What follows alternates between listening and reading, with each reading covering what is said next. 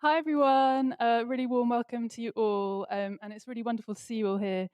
Thanks so much for joining us, and to those joining us online too. I'm Fran Barry, and my pronouns are she, her, and to give an audio description for anyone who'd find it useful, I'm a white woman wearing round glasses with a blue and white sort of swirly top on. And I'm the publisher of the books team, in the books team here at Wellcome Collection, and we're lucky enough to have worked with two of the illustrious panellists tonight, Helen King and Annabelle Shoemimo, who will be speaking alongside the brilliant Emma Smith and Elizabeth Lynch. And we're really thrilled to have such a great panel joining us tonight to think about the knotty questions around women, bodies, and work. And for anyone who's new to Wellcome Collection, we're a free museum and library in London that explores the past, present, and future of health. We've just opened a major exhibition, Hard Graft, Work, Health and Rights, which explores the experiences of physical work and invisible or undervalued workers and the impacts on health and the body, with powerful objects and artworks looking at how this has affected women in particular. So do come back another day and check it out. And alongside our exhibitions, we publish books in partnership with Profile Books, a leading publisher. And tonight we're celebrating the launch of Helen King's Immaculate Forms, uncovering the history of women's bodies, which I've got right here, which we published together last month. I'm so sorry to let you know that Helen can't join us in person tonight due to sudden illness, but we're going to make it work. And we're so glad that she's going to be joining this discussion on screen. So please do bear with us if there are any tech glitches or if Helen needs to step away. And Helen, I really hope you're not in too much pain. So Immaculate Forms is, to quote Radio 4 Women's Hour, a mind-blowing look at how women's bodies have been interpreted and defined, and the gatekeeping role of medicine and religion.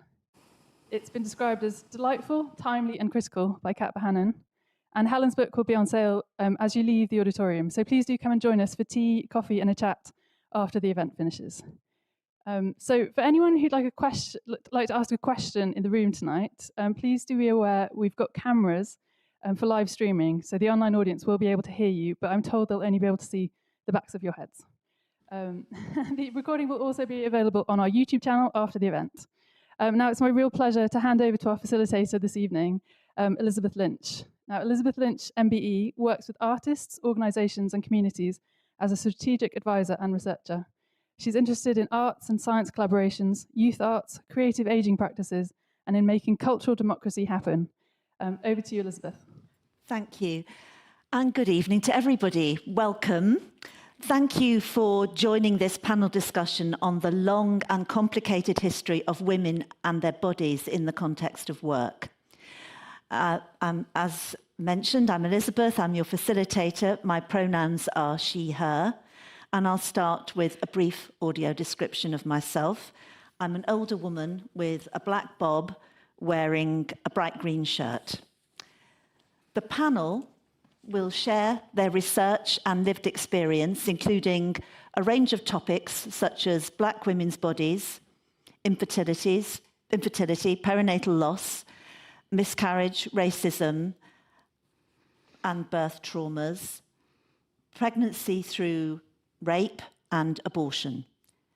These are challenging and often very personal subjects, and I'm sure many of you in the audience will have experience of at least one. So please do take care and feel free to leave the room if you feel you need to at any point. There is a quiet room with comfortable seating for taking some time out, just outside if you need it. Please follow the signs or speak to a member of staff. There's also a dedicated mental health first aider around this evening if you'd like to speak to them. If you need to leave the room for any access reason, do please come and go as you please. This event is inspired by Helen King's book, Immaculate Forms, which examines the gatekeeping role of medicine and religion over women's organs. It is also influenced by our exhibition, Hard Graft, Work, Health and Rights, which explores the experiences of physical work and its impact on health and the body. After sections on the plantation and the street, Hard Graft closes with a section on the home, which looks at unwaged, low-paid and unrecognised labour, such as cleaning work and domestic work, mostly performed by migrant women and often leading to exploitative working and living conditions behind closed doors. It spotlights, too, some of the collective movements that have campaigned for better working conditions and greater recognition of women's health issues in the workplace. As mentioned already, this discussion will embrace challenging subjects, and we aim for an inclusive approach that respects our diversity and difference.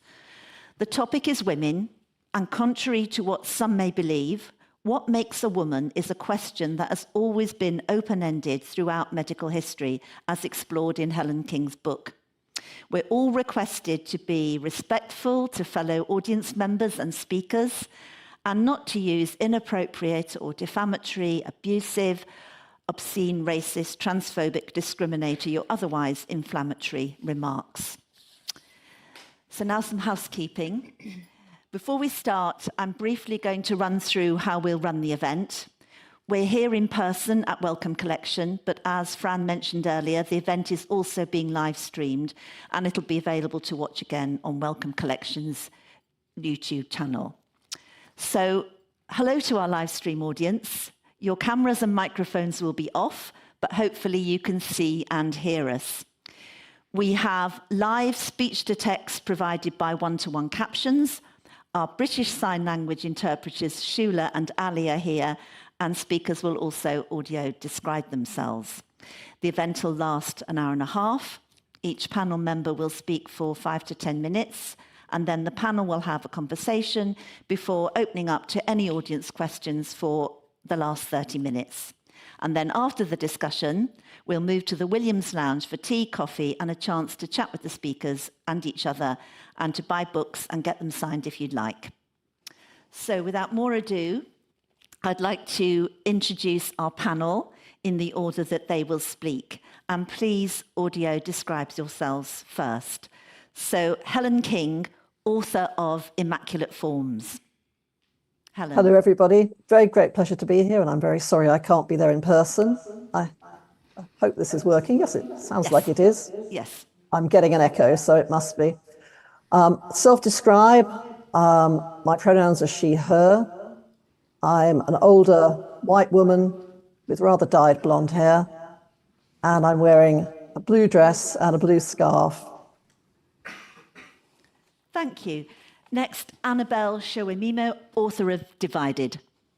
Hi, good evening. I'm Dr. Annabelle Shoemimo, she, her. I'm a black woman with braids. I'm currently wearing a multicoloured green and pink shirt.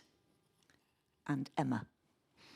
Hello, I'm Emma Smith. My pronouns are she, her, and I am a white woman. I'm wearing black trainers, black trousers, a blue and white t-shirt, and a grey and white jumper. And I should also add that Emma Smith is an artist and founder of Women at Work. So, first of all, Helen, we're so sad you can't join us in person this evening, so bear with us on the tech side with this last-minute change. But thank you for persevering with work through the physical impact on your body. Helen King is Professor Emerita of Classical Studies at the Open University. She's a historian of medicine and the body and has held various UK and international academic posts. She's also an elected member of the General Synod of the Church of England, where she is Vice Chair of the Gender and Sexuality Group. I found Immaculate Forms to be a great read. It's full of fascinating detail, humour, and some jaw-dropping surprises. The book takes us into the complex medical and religious history of women's bodies, from classical Greece to the modern day, and it examines all the ways in which medicine and religion have played a gatekeeping role over women's organs.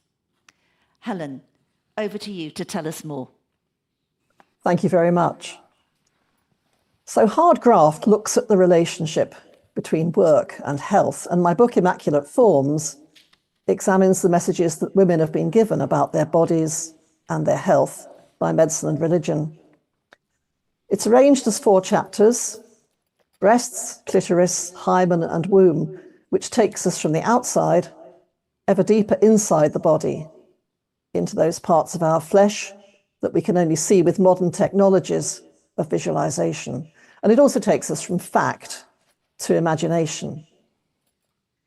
Tonight, I'd like to invite us to think about whether something has to be paid to count as work, and to consider how breasts and wombs relate to that term work, and in the process, to think about the impact of race, the theme of Annabelle's excellent book. Hard Graft looks at the unwaged work of women in the home, and I'd add to that the waged or unwaged work of women as wet nurses or as surrogates. In its section on the street, Hard Graft looks at sex work, which used to be called the oldest profession. But in terms of written evidence, perhaps we could put wet nursing as even older. We know that by the 17th century, a woman could earn more money as a wet nurse than her husband brought home as a labourer. And in principle, at least, suckling stimulates the hormones of milk production, so supply goes up with demand. There was nothing to prevent a long career. In 1831, Judith Waterford was apparently still able to produce milk at the age of 81, although not the 2 litres a day of her prime. She thought she could suckle 4 children at a time, and when her breasts were painful, we're told that she had them well rubbed with butter made from the cream of her own milk. Yes, women's body work involves pain. Contracts making arrangements for paid wet nursing survive from the ancient Mesopotamian world, as well as from the period of Roman rule in Egypt. Most women in such roles were freeborn rather than enslaved, because it was believed that milk transmitted moral qualities. There's a contract from 13 BCE, where a Persian woman called Didyma contracts to nurse and suckle outside at her own home in the city, with her own milk pure and untainted, a foundling enslaved child. She's providing this service at her own home, but she contracts to bring the child to his or her owner, Isidora, 4 times a month for her to check on it. The fee paid was 10 drachmae, and the daily wage for a skilled worker would just be 1 drachma. That was 10 drachmae and about 30 fluid ounces of oil per month for 16 months. The women contracted with each other, Didyma with Isidora. But both women were accompanied by their brothers as their financial guardians, and the men were clearly in charge of this transaction. They signed. The contract specified that if the wages were paid, Didyma would not injure her milk, nor sleep with a man, nor become pregnant, nor suckle another child. Having sex would spoil the milk, making it sour or reducing its quantity. And if she broke the contract, she would pay 500 drachmae damages, 50 times her monthly pay. Slightly different contracts survive from Renaissance Florence, drawn up between the child's father and the wet nurse's husband. Here too, sexual activity, as well as indigestion, was believed to affect the milk. If a woman who was breastfeeding became pregnant again, it was believed the child at the breast would have only skim milk, since the one in the womb had taken the cream. The no-sex rule also applied to the birth mother, so if she was breastfeeding, she shouldn't have sex with her husband until the child was weaned, in case she fell pregnant. So wet nursing becomes an arrangement by which a rich man pays a poor man not to have sex with his own wife, so that the rich man can continue his unlimited access to his own marriage bed because someone else is feeding his child. The work of women as wet nurses would, of course, impact their own children if the child still lived. But although milk was thought to transmit moral values, there's a long tradition of using, while at the same time disparaging, wet nurses from the lower classes, the enslaved, or another racial group. In America, in the antebellum South, enslaved women were used as a convenient free source of wet nurses. No contracts here. Black women were expected to wean their own children early in order to go back to work. But those who were feeding white children had to continue for 2 years and sometimes also find alternative sources, another slave or the bottle, for their own babies. In his accounts of his travels in the United States between 1798 and 1802, John Davis observed, "It may be incredible to some that the children of the most distinguished families in Carolina are suckled by Negro women." And then there's the womb, an organ that oscillates between being seen as a sewer, a rapacious animal running wild through the body, and the most miraculous body part of all. Women have long been identified with their wombs. Surrogacy is the other contender for oldest profession. It's always happened. The biblical story of Abraham and Sarah being unable to have a child, and Sarah handing over her Egyptian slave Hagar to Abraham to make her pregnant, notoriously referenced in The Handmaid's Tale, of course. Websites currently offering surrogacy services are quick to point out that neither the forced surrogacy of Hagar nor that of the handmaids in the theocracy of Margaret Atwood's dystopian future is anything like the form of surrogacy practiced today. But there are questions. The level of regulation of the practice varies widely across the world. Most surrogacy today is gestational, using IVF, in vitro fertilization. In gestational surrogacy, the woman provides only her womb, not her egg, removing any biological connection between her and the child. Sociologist Amrita Pandey, who studies surrogacy in India, quoted a doctor at a fertility clinic and surrogacy hostel. Such a hostel is where surrogates live in their pregnancy, with their medication, diet, and exercise closely monitored. The doctor at this surrogacy hospital said, "We make sure the surrogates know they are not genetically related to the baby. They are just the wombs." This reminds me very much of the Virgin Mary, who in many myths of the Virgin Mary is basically just a womb, something into which God places a baby. The offer of a womb may be described as altruistic or as commercial, with the surrogate being paid, suggesting this is work, or compensated. The language is part of how the act is presented. The surrogates that Pandey interviewed were women from poor areas recruited by midwives who knew their situation and who received money for the use of their bodies. Currently in the UK, surrogates can't be paid, but may receive reimbursement for reasonable expenses.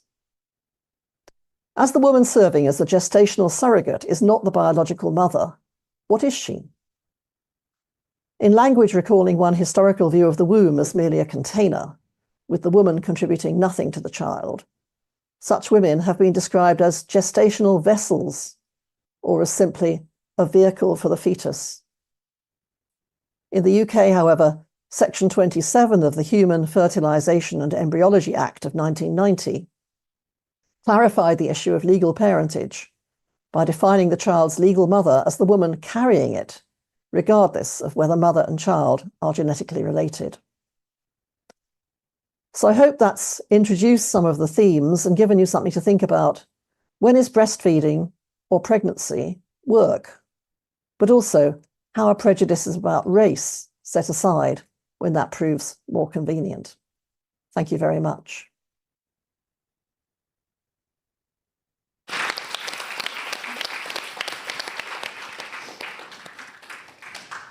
And Helen's question on race is an excellent segue for Annabelle's exploration of race and health in her first book, Divided, in particular, the impact of work on Black women's bodies. Over to you, Annabelle.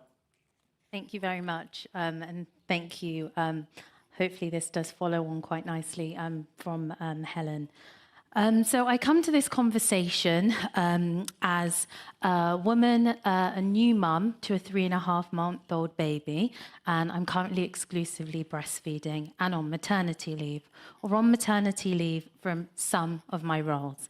I'm an NHS consultant in sexual reproductive health. I'm a writer, I'm an academic, and I'm a campaigner, and I do many other forms of what I call work in between. Some of these are recognised as work, whilst others we are still very much fighting for them to be seen as work, as Helen mentioned. Just this week, our former Minister of Equality mentioned that maternity pay is excessive, to paraphrase, although disputed whether it was said in that way. Yesterday marked the start of Black History Month in the UK, something that is deeply necessary since it was founded in the 1980s by Ghanaian activist Akiaba Ade Sebo as part of the General London Council. So these are some of the contexts in which we're having this conversation. Divided, which came out last year, is very much talking about my own experiences of working in the National Health Service as a junior doctor in particular, that journey, and what it means to navigate a system which is steeped in historic racism. So further context to this discussion, I think it's important to look at the wider role that Black women and other women of colour are navigating, particularly within the UK at the moment when we talk about work. When I quote in the reports, I'm using the language that's used in the report. So understand that's not necessarily the language I would use, but we have to be mindful to use the language that they use to collect the data. Runnymede, which is one of the country's foremost race institutions, published a report called Broken Ladders. In the report, they mention that 50% of women of Pakistani or Bangladeshi heritage and 48% of women of Black African heritage are regularly criticised at work, compared to just 29% of their white British colleagues. Black women of Caribbean heritage and those of East Asian heritage and Chinese heritage in particular felt they were least likely or often always to feel uncomfortable at work, 43 and 41% respectively. So we're getting to almost half. Muslim women in particular felt the need to adapt or change some of their religious signifiers to feel more comfortable at work, about 53% of them, comparatively to Christian women, which was 32%. So when we're navigating work, whatever that may be, as I mentioned, my many various roles, we're also having to consider not just the work that we're doing, but the impacts of our environment on the work that we do. This also has a knock-on effect to what jobs we decide to go into. There's a disproportionate number compared to our population, and I'll get onto this, of particularly Black women in health and social care roles. This is for a variety of reasons, but this is also because in terms of navigating racism, people often go into these roles because they're worried about precarity and the role that racism can have on their day-to-day lives. And by going into jobs that are seen or deemed as professional, people feel that they're less likely to be subject to these external forces outside of their control. The Force Society established something called Equal Pay Day to draw attention to the pay gap. An analysis done by Labour last year using the Office of National Statistics revealed that this heightens when we look at the payday, the equal pay gap racially. So for Black African women, that falls on the 27th of September. So that's the date at which we would stop getting paid relative to our white male counterparts. So we would get no pay in October, November, December. So that's a 26% pay gap. It's 19th of September for Bangladeshi women and 31% difference for Pakistani women on the 8th of September. So even when we look at some of the disparities when we're looking at work and the impact on various women's bodies, we see how that gap is widened when we look racially and the knock-on impact that we know that this then has on other aspects of our lives. Now, I'm sure this goes without saying for many of you in the audience, but I'll state the obvious. If you are getting paid less, then clearly that affects other areas in your life, your housing, what you can spend on childcare, if you can spend on childcare at all, and all the other things around that. The Trade Union Congress report, Insecure Work and Ethnicity in 2017, also an analysis of about 3.1 million workers in the UK, went on to assess the types of work people were doing.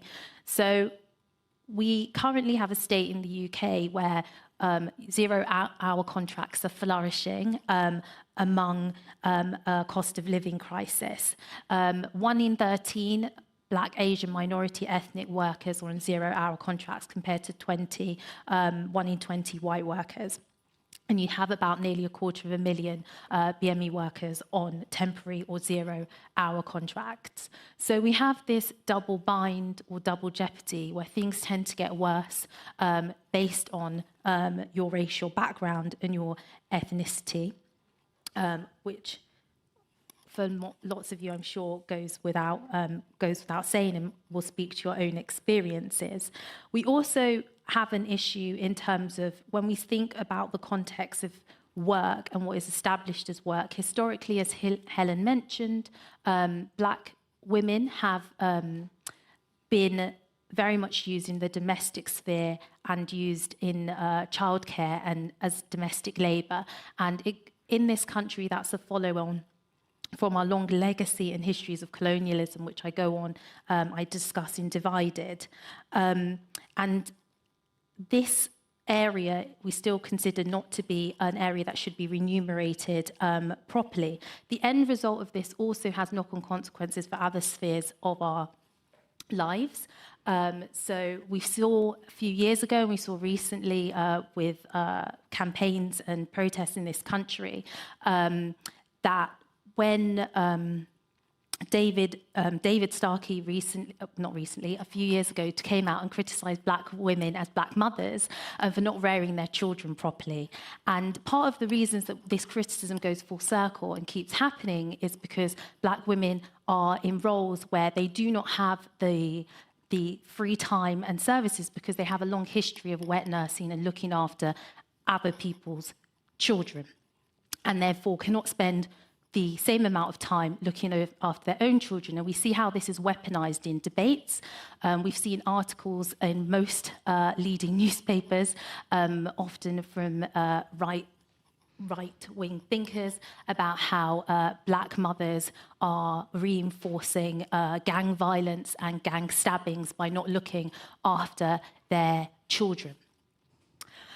When we think about the history of Black women working in the UK, particularly within the National Health Service and social care, with this conversation, I have to say that I am fortunate to work as a consultant and be at the top of what you call the NHS pay scale. We can talk about what's considered as a specialty that's supposed to be well numerated within that umbrella. What I mean is that specialties that have more Black people and more women, and also more queer or gay members of staff, like sexual health, tend to be actually less well paid. So that also says something about this conversation, what we consider of value. They also tend to be specialties that are more maybe emotionally draining in many ways. For example, I deal with a lot of sexual assault in my role. I don't get supervisions around that. It's an expectation.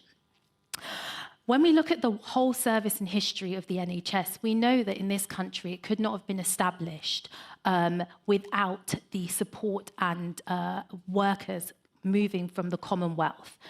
It's no coincidence that the NHS was established in 1948 when the Windrush arrived on our shores. It was necessary in post-war Britain to get the economy going again, to call on migrant labour from the Commonwealth. And people came in droves. Even Enoch Powell, who many of you will know as the Conservative MP who famously gave the Rivers of Blood speech, which eventually actually led to him being expelled from the Tory party, which is quite a marvel given people have said similar things today and survived, but I digress. However, he even was willing to acknowledge that we needed migrant labour to start establishing the NHS and ensure that we could have that provision. So the reason I bring that up, because we have an idea in our thinking that we can be self-sufficient without migrant workers and people of colour to maintain what we consider one of the best British institutions. But it's simply not true. In Heart of the Race, Black Women's Lives in Britain by Brian Dadsey, it powerfully illuminates how Black women in particular were called to work within the health service and social care system and keep it afloat, but that system of care was never designed to serve their needs. As part of my work and my PhD at King's, as well as looking into Divided, I spoke to my grandma about her own experiences as working as a nurse in the auxiliary at the Royal Free when she moved in the early 1950s. She told me a really powerful story about how, whilst working there, one of the nurses was actually pregnant, and one of the Black nurses was pregnant, and she hid it, and she kept on putting, at that time they wore those nurses' uniforms that you wear those tight belts, and she actually, running up and down the corridor, being so busy, she ended up having a miscarriage on the ward, and she was bundled off into the cupboard by the midwife to kind of just go and sort it out. So in her caring role for other people, there was no time to care for herself or care for her own pregnancy or miscarriage. And as we know, being overworked and stressed can make some of these things, unfortunately, more likely. So I'm conscious of time, so I'll just say a few more things. I touch upon, and part of the impetus for writing Divided was understanding the window of opportunity that we had to have these powerful conversations with COVID. And we see again through COVID how the working environment for frontline workers, particularly those working class and Black workers that have less autonomy over their job situation, meant they couldn't avoid COVID as easily and therefore were disproportionately exposed to the virus and died in droves. Lastly, I'll just say, following on from Helen's conversation, there's much to be said about how the new reproductive technologies are reshaping the conversation around work, particularly in relation to Black women's bodies. Helen mentioned surrogacy as something always existing. It has always existed. Reproductive technologies mean that it's changing how we can have kids, and I hope in the conversation afterwards, Q&A, we'll have more discussion around this and what that means in terms of good and also the bad. So we do have a dynamic where people unfortunately can go to poorer countries and use surrogacy, and there is a power imbalance there if that isn't regulated and done properly. And unfortunately, there have been instances of people abandoning children that haven't really been to their liking afterwards, or their circumstances have changed. I will also just say, to wind up, that it's really important to acknowledge, and we had a brief conversation about this before we started, that there's been a powerful history in this country of campaigning around women's and work and equality, and it's often going full circle. So there's organisations, particularly around Black women's access in this country, from Brixton Black Women's Group to Organisation of Women of African and Asian Descent and Southall Black Sisters, that have campaigned around these issues. And I think it's really important that we remember those histories and those legacies and what we can learn from them, instead of kind of going around in this cyclical motion and thinking that we're the first to do things, which we're clearly not. Thank you. Thank you, Annabelle.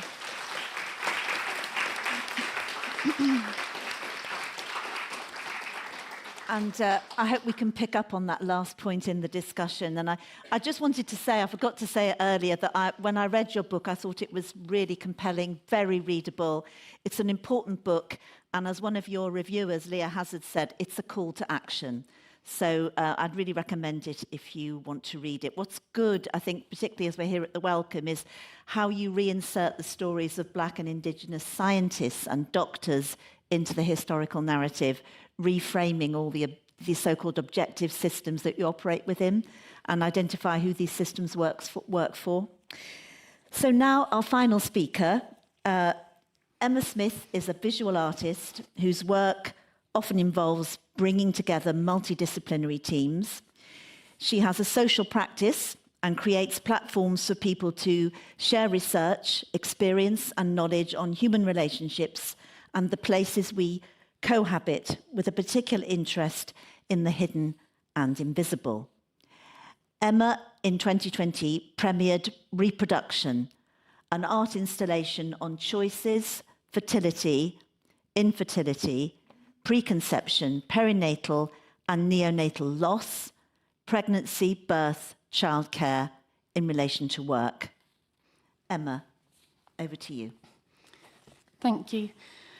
So I'm going to talk about the artwork that I made called Reproduction, as well as to share some thoughts from personal experience to contribute to these considerations of the body in the context of work. In 2018, as part of the centenary celebration of women's suffrage, I was commissioned to make an artwork by Unison, the UK's largest union who represent full-time and part-time staff providing public services. The project took around 2 years and included research into the history of women in work, the production of an exhibition, and an accompanying events and podcast programme convened in collaboration with curator Rachel Fleming-Mulford. As part of the early research for the project, I came across the women's cooperative movement and was particularly inspired by a collection of first-hand accounts of women's experience of pregnancy, miscarriage, labour and birth in relation to work. Produced in 1915, this collection of personal letters was brought together at a time without maternity rights, leave, allowance or NHS. The collection of stories were part of a wider campaign to improve the almost non-existent maternal and infant care available to poorer women at the time. At the bottom of each story is listed the person's wage, number of pregnancies, miscarriages, stillbirths and living children. The collection drew specific attention to the number of perinatal deaths in relation to working hours, wages, conditions, and expectations during pregnancy, with a wish to address the silences that surrounded their occurrence. The stories highlighted gender inequality and power and rights men held over their wives and income. They also drew attention to the burden of unpaid domestic labour undertaken by women, in addition to their paid work, that they continued with minimal respite around birth. Much has changed since 1915, not least the changing roles and models of family. The availability of free healthcare through the NHS, improved antenatal care and maternity, paternity and parental rights have radically transformed the experience of childbirth, as has contraception. Although I think it's worth noting that the wording of policy and law around parental rights is often in need of updating, as these are often gender identified and therefore use exclusionary language, in particular to same-sex and non-binary parents. However, when reading what were often harrowing accounts, I was struck by how many of the issues in 1915 remained true in 2019, and I think this speaks to what you were saying also of this perpetuation of issues that are continuously addressed but not necessarily resolved. These included the silence around preconception, miscarriage and stillbirth, inadequacy of maternity allowance, brevity of paternity allowance, lack of shared parental leave for self-employed people, malpractice by employers, working culture that supports gender inequality, including gender pay gap, and lack of affordable childcare that prevents return to work. There's always also the continued question of where the burden of domestic labour lies. And I wanted to just share an anecdote from personal experience that I think is telling. When in hospital after having had a C-section, I was handed an A4 form that charted my recovery. And it was a line graph that basically charted me being in a hospital bed post-surgery through to full recovery and all the things that would mark my health journey on that path. And I couldn't quite believe it when I looked at it, because it charted my recovery through domestic labour. So it informed me that in a week's time I could commence light ironing. And then the following week I would be able to make dinner. I would then be able to progress to hoovering. And finally, when I was feeling quite a lot better, I could push the trolley around the supermarket. And to top it all off, when I reached full recovery, I could recommence horse riding. And it was the most extraordinary document that I've ever seen. And I kept it because I was just so like, what on earth is this? And so I said to the midwife who'd handed it to me, like, are all male patients in this hospital who have just experienced surgery handed this same recovery plan? Because this seems quite odd to me as a document. And she agreed that there were many reasons why it might be problematic, but explained that the reason that it was given was that there were a significant number of women who asked for it specifically because they required the proof of their medical inability to perform those tasks in that period of time. And I think that's quite telling, because I looked at it and thought, come on, it's 2018, why on earth why am I being given this? But actually, I think it's more telling why the hospital felt there was a need for it. So back to the artwork, in response to thinking about this historic collection of first-hand accounts from 1915, I decided to create a contemporary collection of experiences from today to raise awareness to those issues that still need addressing, as well as offering a point of solidarity to people who often face those issues in isolation. In bringing together this collection of first-hand accounts, I adapted the parameters of the collection to be more inclusive and reflective of the diversity of experience around reproduction. My collection welcomed contribution from anyone of any gender identity and of parenting through birth, adoption, surrogacy, fostering, or special guardianship. In recognition that having children is work, I also welcomed stories from people engaged in paid or unpaid labour. In continuation of the understood need to break the silence around these issues as has continued since 1915, and in recognition that the hardest thing about having children can be losing them or not being able to have them, the project included issues of preconception, fertility, miscarriage, stillbirth, and neonatal death as an incredibly important part of this history. The stories I collected were installed as an installation within the main meeting chamber of the Guildhall in Cambridge as a public exhibition that could also speak directly to local government.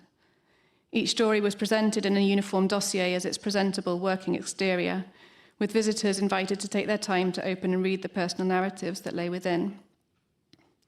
The stories shared with me were personal and powerful. They included the difficulties of wanting children, of IVF journeys, infertility, multiple miscarriages, and the insufficiency of parental leave, in particular in relation to premature or medically complicated births, where a common difficulty was both paternity being over before the mother and baby left hospital and the resulting lack of support that ended in. The stories also revealed the social pressure to conform to the reproducing body, the difficulties faced by those who had wanted children and had not been able to, and the stigma, judgment, and suspicion experienced by women who choose never to become pregnant or mothers. The stories include experience of pregnancy without choice through rape, as well as experiences of choice, including abortion. For those who had children, there were recurrent themes of exhaustion, postnatal depression, sleep deprivation, and by the time you went to work, you'd already done 3 hours work, and when you got home, this work would continue. Work was commonly discussed as a space of rest from the work of childcare, as well as an escape from the reality of child loss. There were accounts of guilt and self-blame, guilt at applying for jobs while wanting to be or being pregnant, and self-blame that the difficulties of pregnancy, childbirth, and care were the result of personal choice. People shared discriminatory employment practices and fears of sharing pregnancies prior to promotion, as well as the hope that if more people took up shared parental leave, this might reduce discrimination in avoiding employment of women in their late 20s. People shared family expectations for the mum to stay at home, as well as the difficulties of co-parenting in an economy of gender pay gap and where overtime is rewarded. Multiple issues were raised with the benefit system and its administration. Mothers spoke of the pressure to breastfeed and the difficulty of breastfeeding not being spoken about. That the choice to return to work often meant sacrificing the choice to breastfeed due to the lack of suitable provision and culture at work to breastfeed or express milk. And again, I'll share a personal anecdote. I have no rights at all as a self-employed person to the provision of facility to feed or express milk. But I do work in a large number of organisations who have this responsibility to their employed staff. So in breastfeeding my child for 2 years, I went through countless conversations of, is there a space in your building which I can use to express milk? This was a process that in itself is an emotional process, as often this would be conversations I would be having with people before I'd met them, and having to say, I know I haven't met you yet, I'm coming for a meeting, but could you vacate your office for a few hours because I need to express some milk and then I need a fridge and then we can have our meeting. But I was quite shocked in that 2-year period that not a single person was able to say to me, this is our designated space. And 3 times I was offered space with CCTV coverage. through the artwork and my work with Unison, one of the outcomes from the project was to agree with councillors to create a feeding room for customers and staff within Cambridge Council Customer Service Centre, which I was very pleased finally opened last year. A common concern in the stories collected today was also the insufficient level of state maternity pay, which was interesting to the comments recently made, meaning that mothers were typically financially reliant on their partners, a theme that had particular implications for single parents and people experiencing domestic abuse. But of all the issues, the most commonly reported was the impossibility to return to work at all due to the cost of childcare. The reality for many people was their wage was either equal to or less than the cost of childcare, meaning the choice to return to work was in effect a choice to work voluntarily or worse, at a loss. For a significant number of people, they took the choice to do this anyway for their own mental health. And for others, this meant they did not return to work until free childcare kicked in at age 2 or 3, when they were often able only to return to part-time work due to the need for work hours that fit childcare drop-off and collection times. This issue continued once children were at school due to an inability to afford wraparound care. Something I've heard repeatedly is the idea that having children is a life choice, and therefore when this causes difficulties at work, this is somehow something that has been chosen, when in reality so much of reproduction does not involve choice.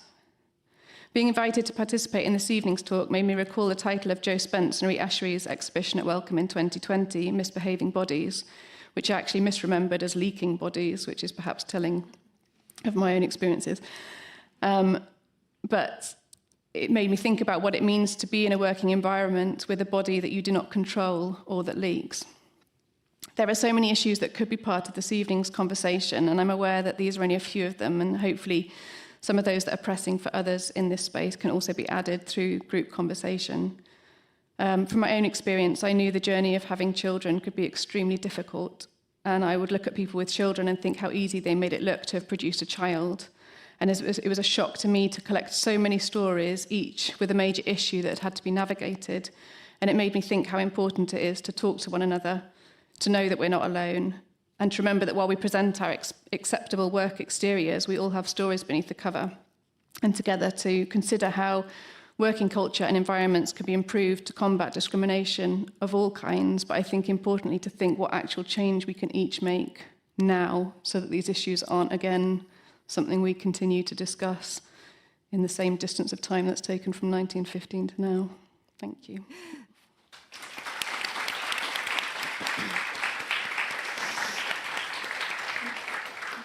Thank you. So another call to action from you, Emma. First of all, I'd like to ask the panellists if they've got what struck a chord with them with each other's presentations, and if you've got any questions for each other. Can I come to you first, Helen? Sure. One of the things that really hit me was actually when Annabelle was talking about sexual health as a specialism and how poorly funded it is and poorly paid and staffed largely by women, people in ethnic minority groups, people in LGBT community. That hadn't struck me before, and I'm very aware that different specialisms have different sorts of, prestige in our culture. And I always wondered if sexual medicine and genitourinary medicine clinics and so on were just seen as somehow your fault. That it was somehow something sexual was your fault and nothing that we should be responsible for and nothing that we're willing to fund. And that therefore there's a whole stigma attached to that area of medicine, despite it being so incredibly important. And I wondered if Annabelle would like to say a bit more about the relative ranking of medical specialisms in our culture, because that seems quite revealing. Thank you. So there very much is a hierarchy of medical specialism. And I think it's what people would think it to be, that generally the ones that are more dominated by men tend to sit atop. And we've seen in this country how there's a scandal of kind of sexual sexism and sexual assault around surgery in this country because it is generally considered a guarded space. We also have that idea that the ones that are more dominated by men are also considered more academic. In Divided, I also talk about, there's a chapter in which I talk about health policy and also the history of HIV. And I think a lot of the history of HIV has been kind of forgotten about because things that sit uncomfortably with us tend to, and that's one of the key themes in Divided, we kind of try to just bury it without really grappling with that history. And some of that history is that nobody wanted to do HIV medicine in this country or any other country when HIV emerged because they were unsure what virus or disease they were dealing with, and therefore HIV and genitourinary medicine was considered this pariah that people that were slightly a bit wacky and weird went off to do, and still kind of is, for a mixture of some of the reasons that Helen mentioned, but also that legacy of HIV medicine. Why would you want to talk to people that have been badly behaved, promiscuous, and done bad things and given this disease to themselves? And we still have a lot of those issues. And just to say, this also links into some of the issues we see where we retract research funding, not just to general uterine medicine, HIV, but when we speak about gynecology and obstetrics, which only attracts 2% of all medical research funding. That's also because of the cohort of patients that is affected by things, and also how we conceive of the issues that affect them, whether we consider them believable or legitimate patients. So I'm thinking about things like endometriosis, conversations we're having now about menopause and things like that. So it's not just about the hierarchy amongst how patients perceive us and amongst ourselves. It also feeds into what research gets done and what we know about patients subsequently elsewhere. It also feeds in, I would just think about how it feeds it back into the history of women's work. And in the Wellcome archive here, there are a number of recipe books from the 17th and 18th century, which are recipe books, but that are also very detailed specifics on how to treat venereal disease and sexually transmitted diseases as women's knowledge that was kept in these books that were kind of private recipe spaces, but also kind of diaries, and that were sort of hold information around how to treat your husband for a sexual disease that you know he's contracted from another woman, but you don't want to let him know that you know. And they're the most extraordinary documents, but it's just making me think there is this kind of history of citing this profession within women's knowledge and work. Yeah, and if I can come back in there, I'm really pleased Annabelle mentioned endometriosis, because as someone who's had that myself, I'm still amazed that we haven't got a test that doesn't involve 7 years waiting for diagnosis and then surgery to find out. But of course, endometriosis at one point was called the career woman's disease. It was your fault. So, the fact you then were unable to conceive was your own fault for going to work. And that's got to be another amazingly interesting connection between women and work. Thank you, Helen. I just, you've all brought up the issue of solidarity and also the subversiveness of women coming together when they're in the workplace and often working in difficult working conditions. And the exhibition documents some of that resistance. I mean, it was interesting to hear about the recipes for dealing with them. But in terms of rights, people's rights, you alluded to the work that was done 30 years ago. Various organisations were set up. Have you got any more to tell us about these acts of resistance that you describe in your work, Annabelle, and yours, Emily? Do you want to go first? I'm conscious that I could go on for ages.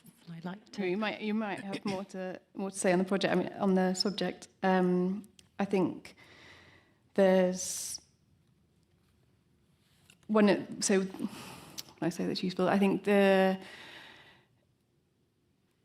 one of the things that was fed back a lot through the stories that I collected and the project I worked on was around a sense of need to come together and to have support groups and to have spaces where people could share what they were facing. And I know this is what we were talking about a bit before, around to what extent, what are the formats in which solidarity can happen, and whether they're spaces where people are together in space physically?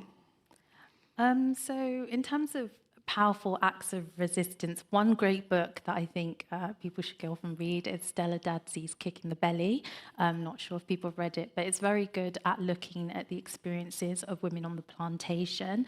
And one of the areas that comes up there is kind of abortion as an act of resistance. And that's not talked about enough. Specifically when you have this conversation happening in the US and how abortion's kind of been reframed. And we forget that obviously there's this centuries-old history of Black women being used as reproductive labour and being raped, and they resisted powerfully against that in terms of they were sharing abortifacients amongst themselves. They were not having children because they did not want them to be born into slavery, and there's clear evidence for that. And that is, a very powerful history of resistance that I think is not talked about enough. In this country, when we're thinking kind of more recently about really important movements, that very much the school supplementary movement in this country was a really important one. So connects into how Black bodies are perceived in terms of not being seen as intellectual and Black children not being given the space to thrive in schools. And as an act of resistance, Black communities in this country built the school supplementary movement, where we have after-school clubs, Black teachers coming together to teach children to say that you can do better, you can do more, because Black kids were being put in the lowest set and being denied access to education. And that we don't have as there's still Black supplementary schools up and down this country. There is a Black supplementary school group that still kind of liaise. My mum is a teacher, and it's still very, very hard for a lot of Black teachers in terms of the profession, because it's seen as, anything academic is quite difficult, because we still have that idea that Black people can't be intellectual, they're not intelligent, and that is how science has kind of been one of the ways science has been weaponized against us and continues to be. So I think that's a really a powerful movement of kind of collective action. But there are just so many in terms of we continue to have ways, and I, started a collective called Decolonising Contraception, then went on to be called Reproductive Justice Initiative.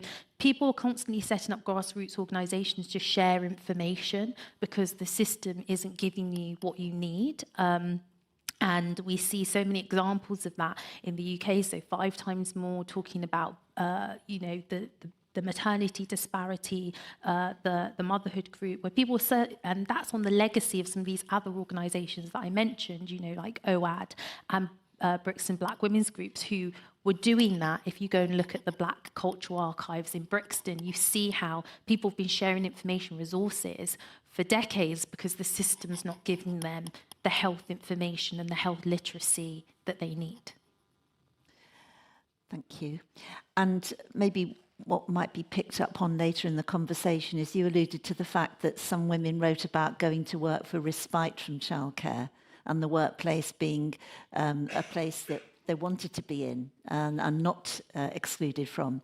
And we might talk about the enjoyment of work and, what is work, and what's the opposite of it.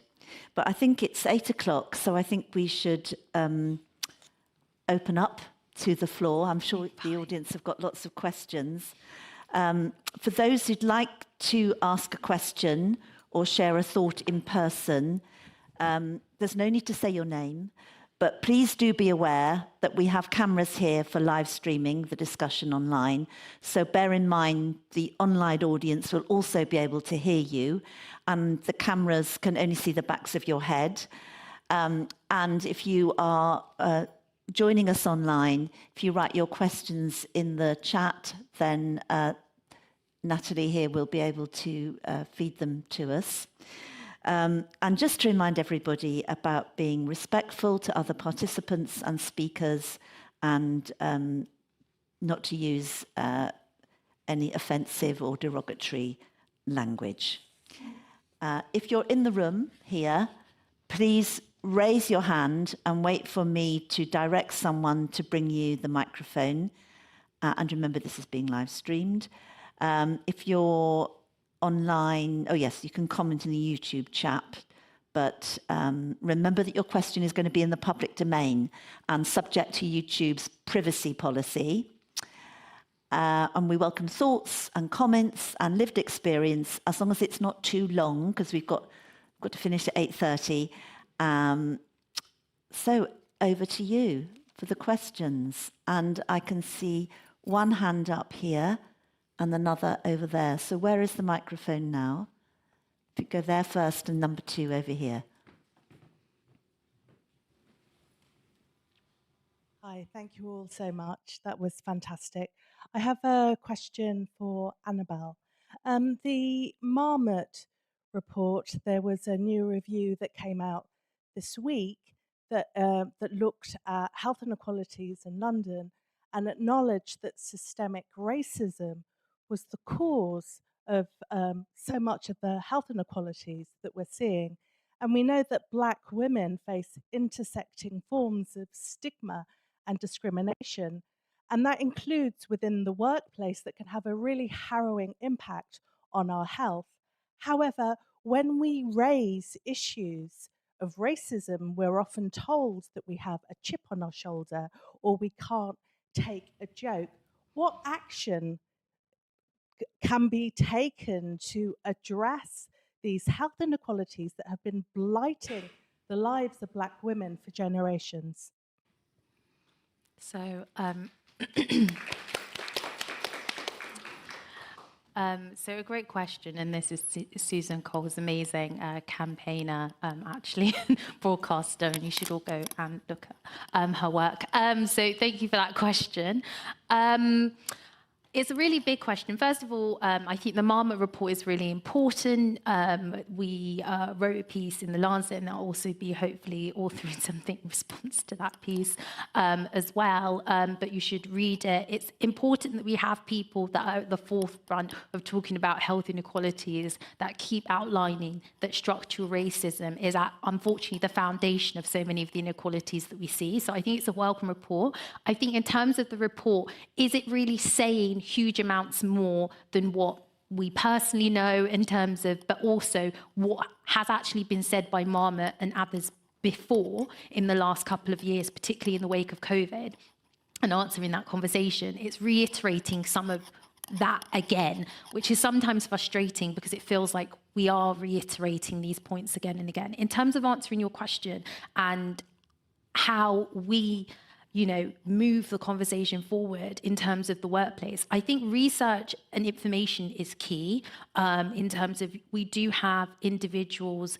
that are generating kind of data and making it, because we still know we're gaslit, right? So every time you bring this up, people like, show me the numbers, where is the data? And that's partly why I went back to do my PhD and something like that. So unfortunately, we do need those concrete information, and we shouldn't, because so many other things are acted upon without it. We've touched upon things here as well. I don't think people, in terms of very few things are given. So all the conversations we've had, from like talking about maternity pay, maternity access, maternity pay, all of these things. There's a long history of fighting for the rights that we have. And I think sometimes people are lulled into a sense of being docile a bit these days and think that things are going to be given to them. And we do need to go back to going into communities and collective action and building health literacy and scientific literacy, and people demanding from the system that we get the things we need. So what do I mean by that? Like, we need more active access to things like well women checks, and making sure that we can go for our screening and things like that, because we know that the timeline for us in terms of cancer treatment is worse. We have worse outcomes regarding blood pressure and stroke, and so many of these things is about us not being able to, because of our jobs, go to our appointments and things in a timely fashion because of the restrictions that we're under. So we unfortunately need to organise ourselves as well. And it's unfortunate the onus is always on us. But history shows that actually the onus is always on the oppressed group almost to organise and demand your rights. That is how it works. So that for me is what we need to do. We need more movement building in this country.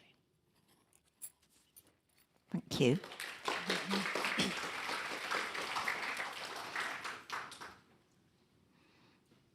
Thanks. Yeah, one of the groups of workers who are represented in Hard Graft are sex workers.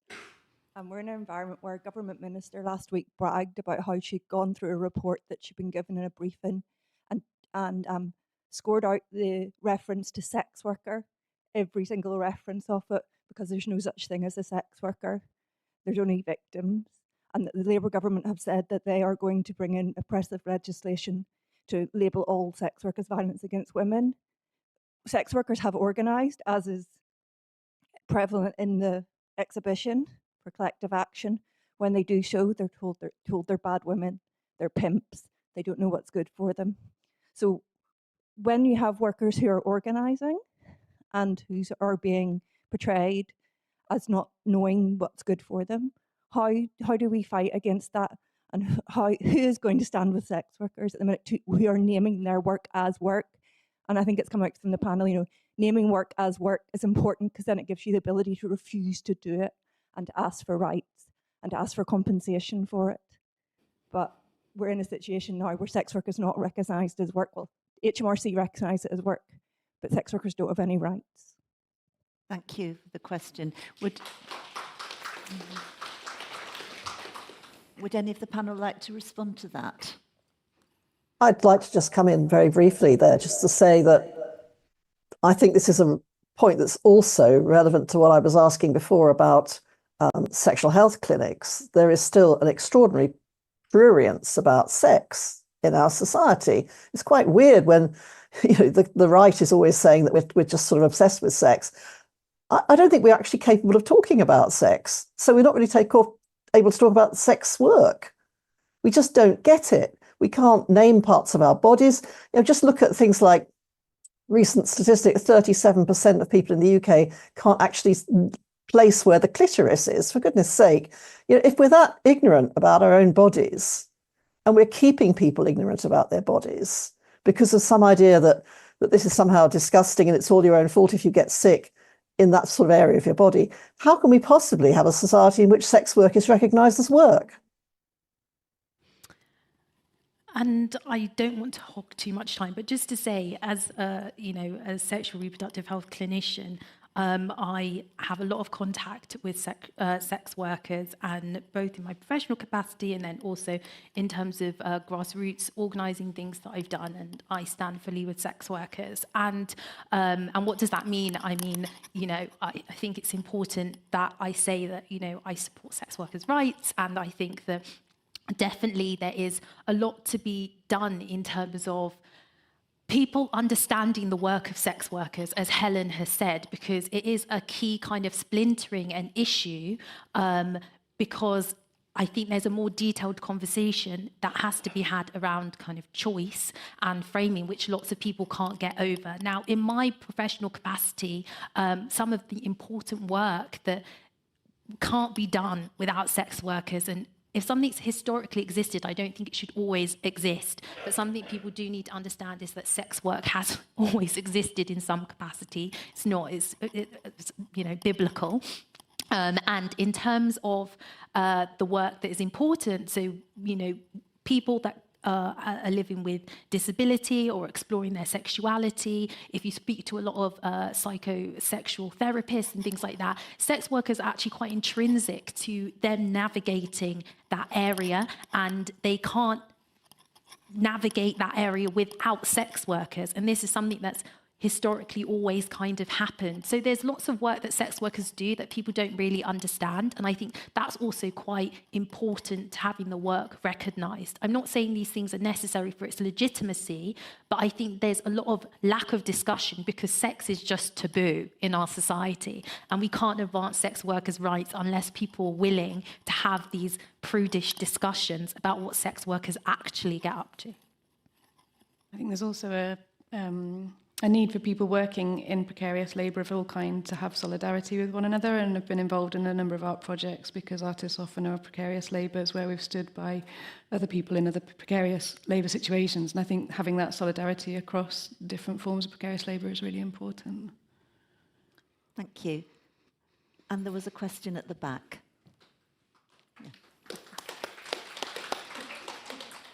Hi, thank you. My name is Nina, and I'm a fat woman, so I'm going to start there because my question relates to that.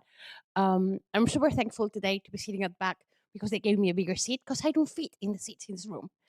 I wondered what your reflections are on the impact of size in women's bodies as well, because it's something I don't think we talk about enough, and about size at work. There's a lot of research that shows that we're very much discriminated against in health, in work, and in other areas. And I just wondered what your thoughts are from that idea as well. We're coming from very much the inside to the outside, and it's something very seen as is race. Thank you for the great question. Who'd like to respond first to that? I'll take it.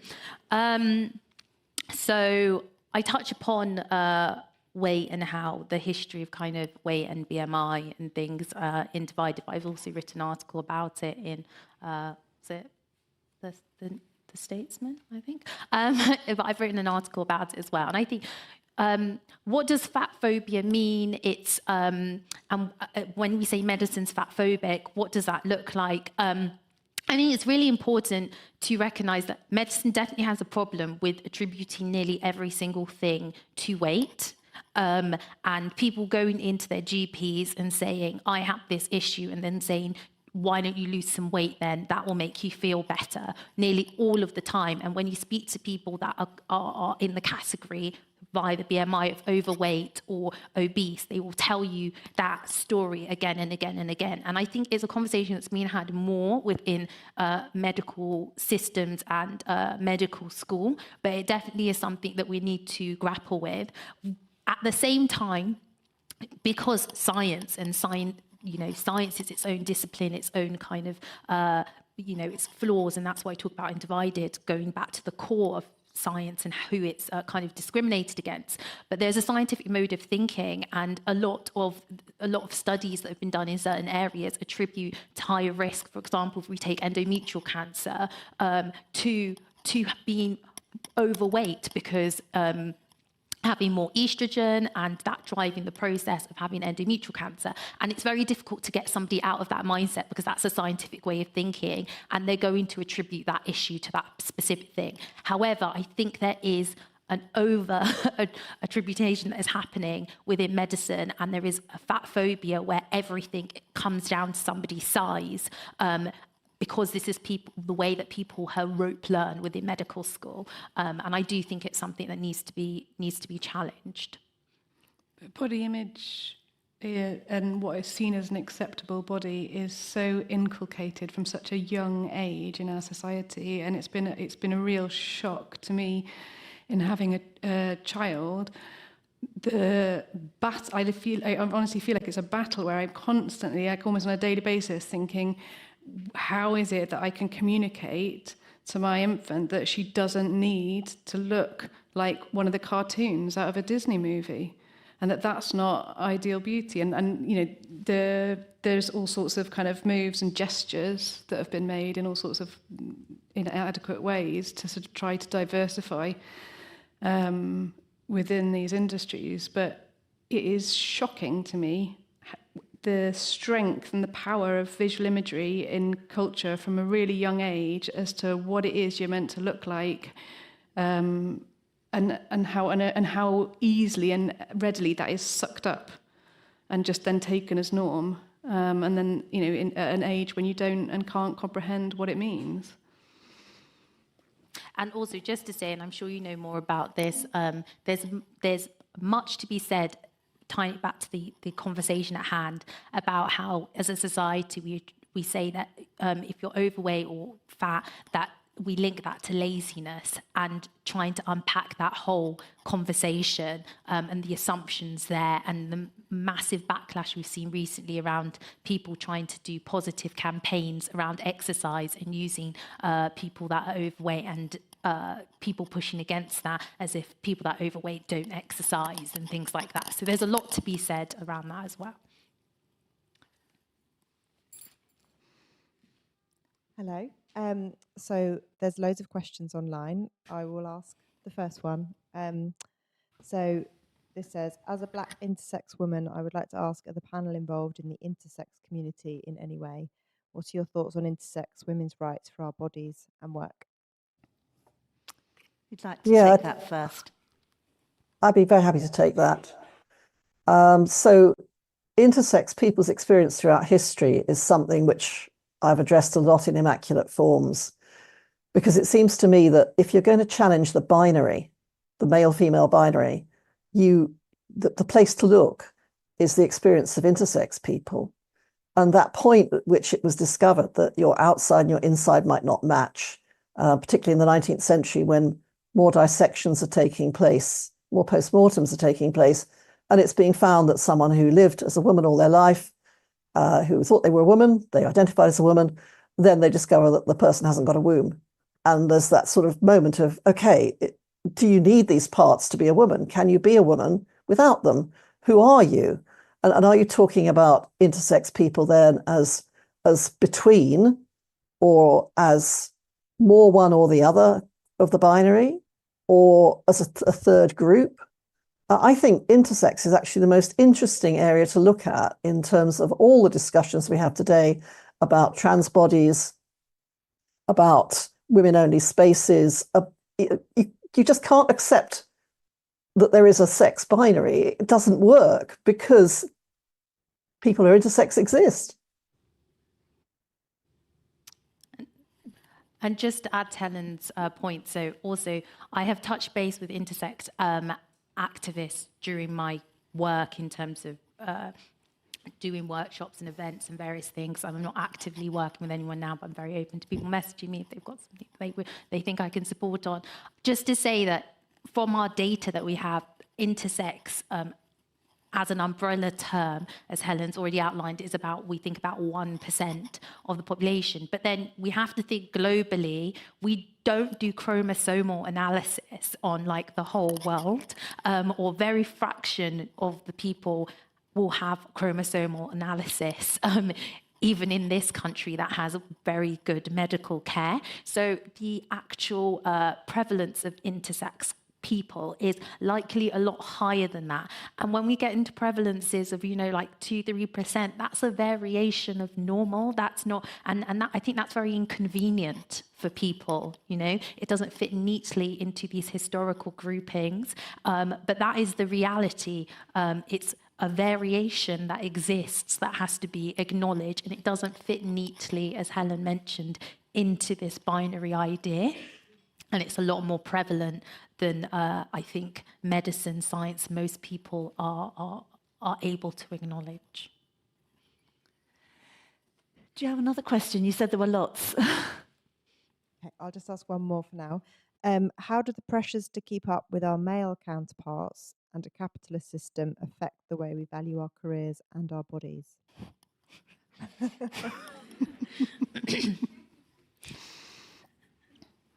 You'd like to take that?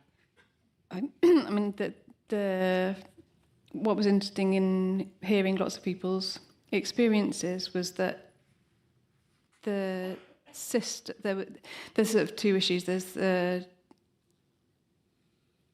expectations within a given individual circumstance and relationships in terms of personal decisions around whether you're who's going, like if you're in a couple, who's going to work or not work, or do childcare or not, and how these things relate to careers.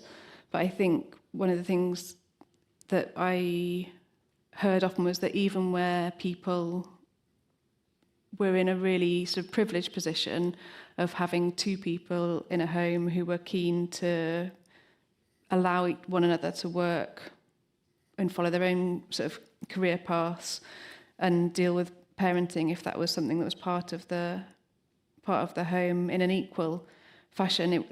Even with the best of intentions, it was still really, really hard, if not impossible, because of having a system of work, a culture of work, which has gender pay gap, that has racial inequality, that has cultures that stem out of a history that enhances and facilitates those inequalities. So I think there's a sort of culture of work that needs addressing. I think has been addressed to some extent or shaken up through COVID in ways that are either just revealing, if not useful, but that are revealing. But there's a big, I don't know how the hell you solve it.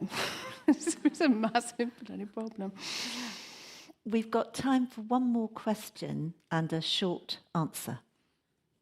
Has anybody else got a question? Oh, great. Thank you.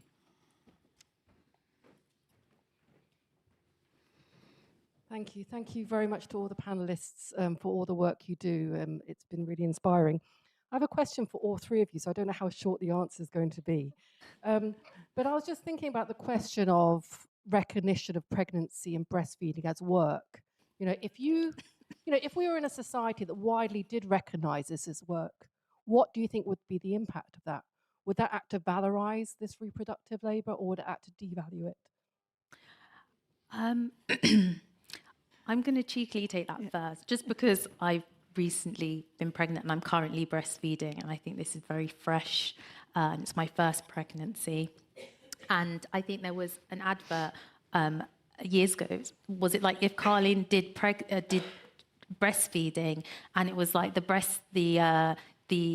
it was like there was a breastfeeding pubs and there were cafes, and it was like people had their foot up, they're getting massages, they were breastfeeding, and you were just comfortable, and it would be a complete transformation of society, really, because now anybody that's breastfed, you're having to do it under like the child sometimes is like under a thing because weird people might look at you. You talk about you seeking out rooms and CCTV. It would actually be a massive transformation, and it is a really radical thought and something that could focusing on and people have in terms of breastfeeding activists, but not at the same time acknowledging that not everybody has the capacity to always breastfeed, and it doesn't work out, of course. But it would radically transform lots of things within our society if we focused on centering it, particularly as a work, and it being us being more accommodating generally. I hate that word accommodating because it sounds like it's a problem, but you understand what I mean. Yeah, I think that's exactly right. I like the idea of always trying to reverse this to see what would it be like if men did it. I think that's a great way around the system. And so the same sort of thing with menstruation. Now it's sort of, gosh, got to go to the toilet to change my tampon, got to take my entire handbag with me because you can't just take a tampon out because it would embarrass the men and it would show I'm menstruating, and that shows I'm a woman and I mustn't be a woman, that sort of thing. Whereas if men did it, it's like, whoa, guess how much I've menstruated this week, and wow, it's a really heavy period, it's fantastic. That sort of competitive thing I find fascinating. And one of the things I look at in the book is the terminology of the body. What happens if you reverse that? So what if instead of the long history of saying that the clitoris is a small penis, what if you say a penis is a large clitoris? Why do we find that a very odd way of thinking about things? Just trying to reverse it, trying to play with the terms, I think is a really powerful way of challenging the status quo. I don't know what I think about breastfeeding as work in relation to monetizing it or labeling it as work, and that's something that I need to go away and reflect on. I think it's been a really interesting point for me that's come out of this evening, but I think that there is the questions I would have in thinking about that are around an expectation that one can do it, the possibility to fail in doing it and what that means, and that it's something that I think lots of people find very hard, that they're medically not able to, physically not able to do, or that emotionally it has trauma attached to it, and that it's I've been very interested in how it's thought about at the moment in terms of how women are invited to do it. So when you leave hospital, my experience, and I think it's a pretty common practice, is that you are asked whether you wish to be a bottle-feeding mother or a breastfeeding mother, and you are given the option of watching a video instruction in how to do breastfeeding or a video instruction in how to do bottle feeding, and you're not allowed to say, I would like the option to do both. And so there's a sort of weird, I am very pro people breastfeeding if they want to and are able to breastfeed. Fantastic. I'm also very pro people feeding their child however they would like to, that allows them to feed their child. And so I think there's a lot of work to be done around breastfeeding, around people feeling relaxed about it, comfortable about it, about making feeding your child not about choosing to be the mother who's going to give your child the best antibodies that they can get versus a mother who just wants to get their child fed. And I think that's something that's kind of come up for me from a number of people around experiences of being at real crisis point, of not being able to feed a child and feeling judged in that circumstance. So I think there's just such a complexity around it as an act that I think the proposition of recognising it as work is really fascinating, but there's a lot of things to be thought through in what that means. Sorry, I know we have to wind up. I just want to say that I think, as Helen touched upon, unequivocally the history of wet nursing means that breastfeeding is work. And if you look at the history of work that's been exploited often for financial gain elsewhere, it will tell you if it's work, if Black women and working class women have been exploited to do it generally as well. Yeah. Thank you.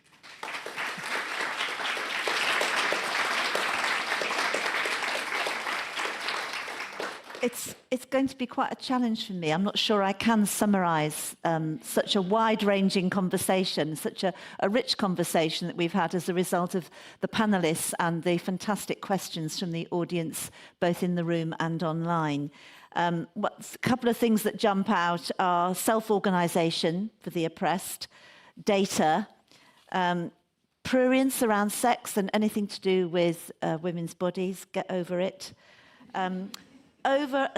Over-ascribation to weight around, when people are diagnosing illness, they over-ascribe things to weight. I think that was a very good point, and I think it might also apply to, mental illness. So people, I've heard a lot, and in fact it's happened in my own family, that having a child might remedy a problem that you've got because, you're obviously not very well, or you're not well because you haven't got a child. That kind of binary, which Helen urges us not to have when we're thinking about women's bodies, that it's not a binary, it's not an either or, it's a large spectrum.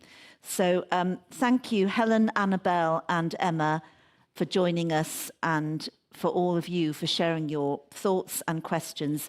Please do buy Helen and Annabelle's books if you've enjoyed today's conversation. For those online, we've shared a link in the YouTube chat for you to buy them. So it's the end of the live stream. Thank you and goodbye to our audience online.